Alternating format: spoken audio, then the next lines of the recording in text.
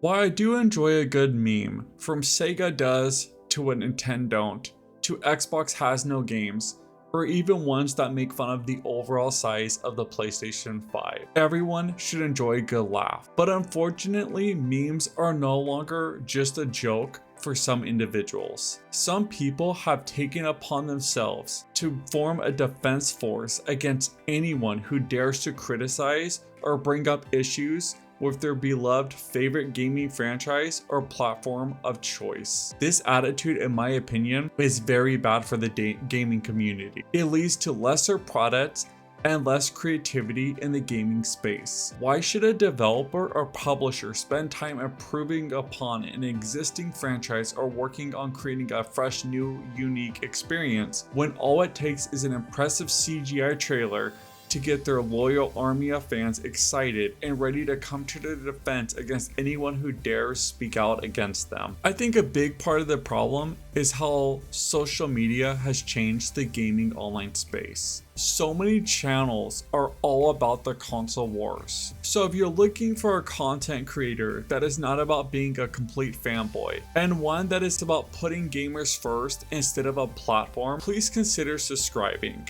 so we could build a gaming community together that is more focused upon the conversation surrounding actual games and not about defending a $1 trillion company. Also, if you do happen to think that sounds good, let me know by dropping a like. Now, with that shameless plug out of the way, let's get into this topic even further and discuss why fanboys are ruining the hobby that we all love so very much. One thing I've noticed is you can no longer criticize any platform, even if it happens to be your platform of choice, without people immediately jumping in to defend it or excuse the flaws because the other company has done the same thing in the past. A good recent example of this is how Xbox had no appearance at the Game Awards after what I would personally consider one of the worst years for Xbox, especially when it comes to their first party exclusive games. It looked very weak that they did not even show up to the largest gaming event of the year.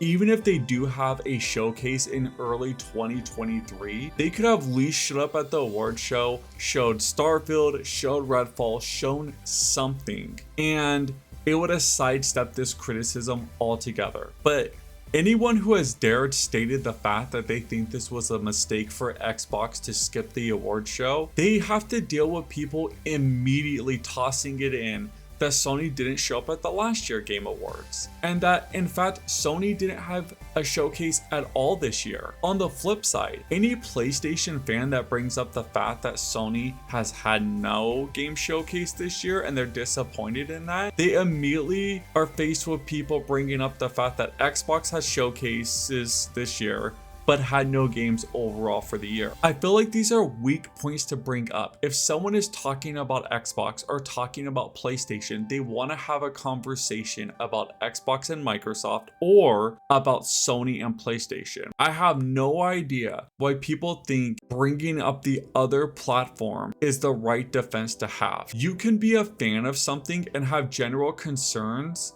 and criticisms without wanting to talk about the competition. As weird as it is, it almost feels like you're talking about politics. Have you ever criticized someone or something that your own political party supports, and the person you're talking to immediately goes on a rant saying how at least they're not as bad as the person on the other side of the aisle or the policy on the other side of the aisle? Now, I don't want to get in a political conversation, I just think this is a good comparison. Now, it's not just platforms that fanboyism defends immediately. People also do this with games in general. No game is perfect, and every game could be improved upon. Sometimes when someone brings up something they wish was executed better, or a mechanic that they have criticisms about, they immediately square up as if you just slept with their spouse or insulted their mothers. In all honesty, gamers need to actually start putting consumers first.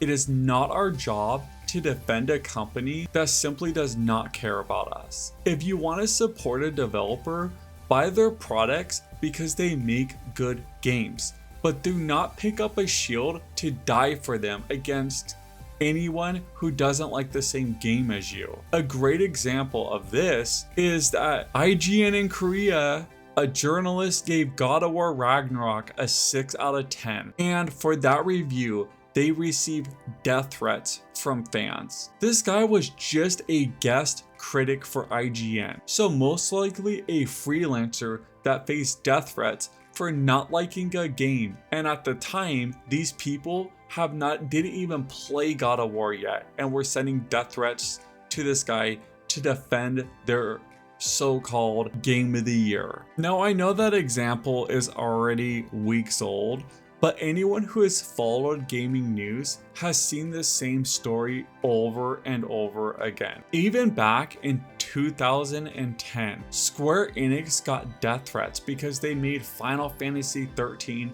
multi-platform. Could you imagine being so hateful and outraged that you send death threats because a franchise is on a different platform? Why being on your platform as well? I hope the people that sent these feel extremely stupid.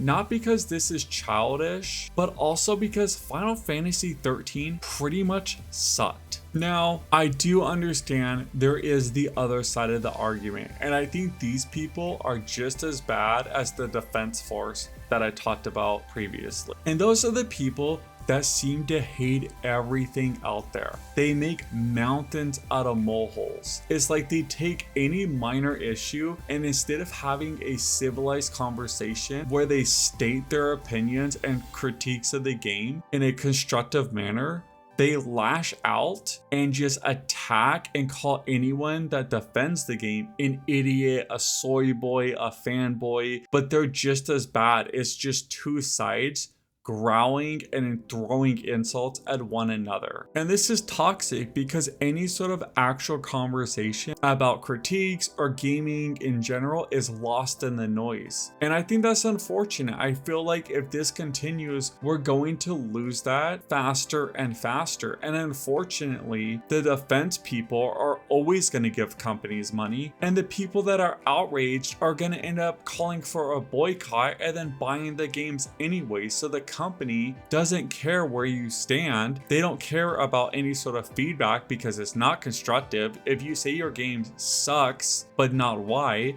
they don't know how to fix it. You need to give examples and be critical in a thoughtful, respectful way. At my job, if someone just lashes out at my team and they're just throwing insults, I ignore them. I don't implement any of the criticism they had because it wasn't constructive and they didn't help with solutions, or they didn't even tell me what the problem was. I'm not saying we have to make solutions for developers, that's their job, not ours. But if we're not saying what the problem is and we simply say this game is trash, then they're not going to know how to fix it. If your comment is this is garbage, why? And if you can't say why, then they don't even know if you're trolling or not, and the conversation is just lost. But I want to hear what you all think about this. Do you think fanboys are ruining the online community scene? Do you hate when you have concerns about your own platform of choice and immediately have to deal with people bringing up the competition as if you want to have a conversation about the platform you don't even play on? Do you feel like the console wars has gotten so bad that it will soon join the ban list of topics from the dinner table with religion and politics? Let me know in the comments down below. As for me, I'm an extremely critical person. I always have criticisms of basically every single game I play, but I still love gaming and I still have tons of fun with most of the games I play. Callisto Protocol is a perfect example of this. I think the game is extremely flawed and has a ton of issues, but I don't think the game is pure trash like so many others do. And it's something I hope the team could develop into something even greater. But anyways, guys, that's my overall thoughts. I'm excited to hear what you all think, but I got a ton of work to do. So I'm gonna get back to the grind and I will catch you all next time. Peace.